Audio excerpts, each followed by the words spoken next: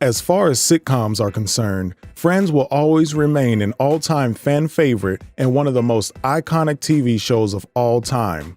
While many would argue who their favorite character is and why, suffice it to say that the popular vote will always rest on the head of the king of wits and lord of the 9 realms of sarcasm, Matthew Perry.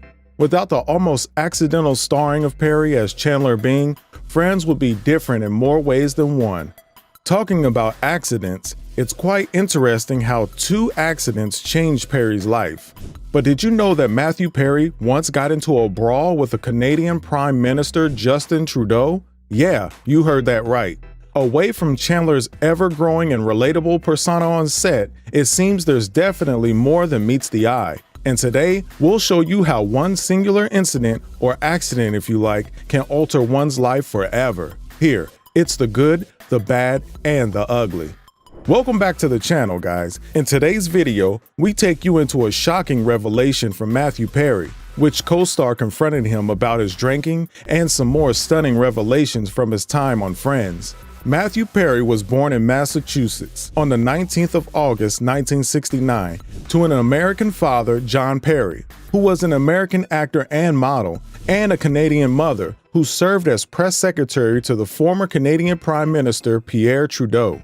Okay, so back to the epic brawl. It seemed like Perry and his family had a thing for Canadian prime ministers. While his mom was working for one, he was busy lashing out at another. A few months after Perry was born, his parents divorced and his mom married Keith Morrison, a Canadian journalist. Perry was raised in Ontario, Canada, where he attended the Rockcliffe Park Public School and Minister Justin Trudeau was studying. Perry and his friend once beat up Justin Trudeau, whose father was the then Prime Minister of Canada, although Perry admitted this was a moment he was not exactly proud of. Back in 2017, while Perry was narrating this experience on Jimmy Kimmel Live, Kimmel asked, "Don't they have Secret Service there protecting the children of the prime ministers? That would never happen to Barron Trump. You would be in the stockade right now. You would be in Russia somewhere."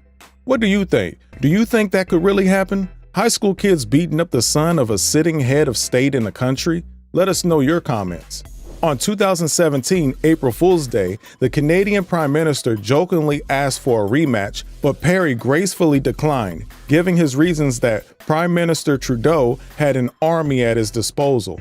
Have you ever had a funny encounter with someone who later becomes famous? Let us know in the comments below too. But that's the point anyway. Matthew Perry was that guy. He could always crack a joke out of nowhere. In fact, the romance between Monica and Chandler was only supposed to last for 1 episode, but the producers noticed that the dynamic personality of the duo had endeared them to fans and decided to continue the relationship to a happy ever after climax.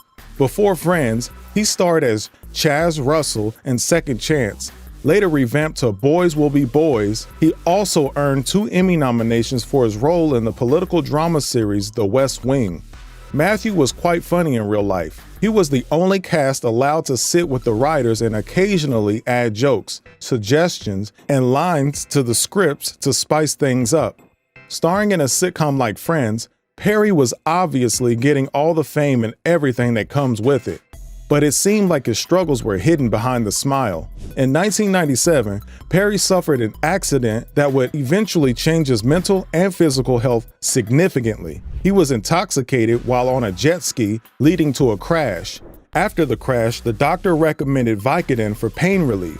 Perry began taking Vicodin, a medication used to relieve moderate to severe pain to relieve the pain he had suffered from a jet ski accident.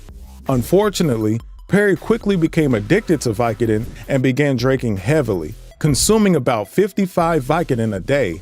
Perry recalls his experience. "I felt better than I ever felt in my entire life. I had a big problem with pills and alcohol, and I couldn't stop." At this time, it was not known to the Friends crew that the youngest member of the cast had been addicted to alcohol. He spent 1 month, 28 days, in rehab at the Hazelden Betty Ford Rehab Center in Minnesota, after which he became sober. After that, it seemed like his struggles had ended, but he lost a lot of weight, dropping down to 128 pounds. This explains the change in Chandler's appearance between seasons 6 and 7.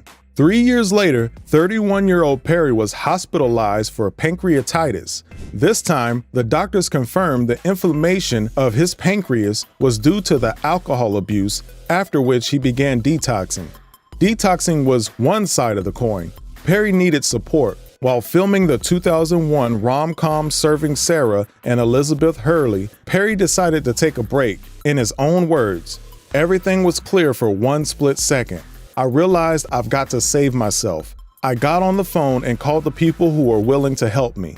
After about 10 weeks of private rehab, Perry resumed filming Serving Sarah and Friends. Many would dream of being the star of a sitcom at Perry's age, but somehow it didn't cut it for the actor. Speaking about Friends, Perry recalled, "I was on Friends from age 24 to 34. I was in the white hot flame of fame. From an outsider's perspective, it would seem like I had it all. It was actually a very lonely time for me because I was suffering from alcoholism." Unfortunately, Perry began to be mocked by the media, which didn't help the whole situation at the time. Perry reportedly felt his co-stars had not supported him too, except for one.